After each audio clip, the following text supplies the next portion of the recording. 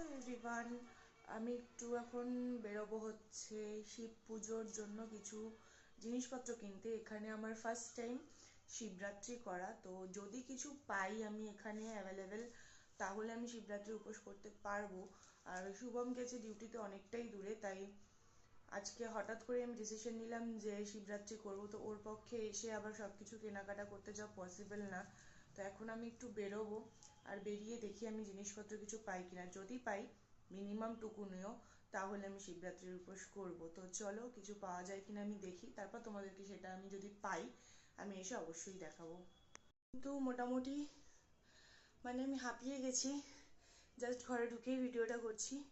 মোটামুটি জিনিস আমি পেয়ে গেছি, তো চলো তোমাদেরকে একটু দেখাই। এখানে দেখো, এখানে অরিজিনাল গাঁজা পাতা দিয়েছে, মানে ভাং পাতা দিয়েছে। আর এর মধ্যে আছে, দাঁড়াও, ঘি, মধু, এগুলো। আর আমি কিছু যা ফল পেয়েছি নিয়ে এসছি, আর শুভমকে বলেছি নিয়ে আসতে। আর এখানে হচ্ছে আমি পুজোর জন্য ধূপকাঠিও নিয়ে এসছি। আর পুজো দিয়ে খাওয়ার জন্য সাবু নিয়ে এসছি, আর গুড় নিয়ে এসছি। আর হচ্ছে এখানে যদি অরিজিনাল দুধ না পাই, যদি গরুর দুধ বা মোষের দুধ না পাই, তখন এই দুধটা দিয়ে কাজ চালাবো, সেই জন্য এই দুধটা নিয়ে এসছি। এবার বাকি এখনো আছে বেল।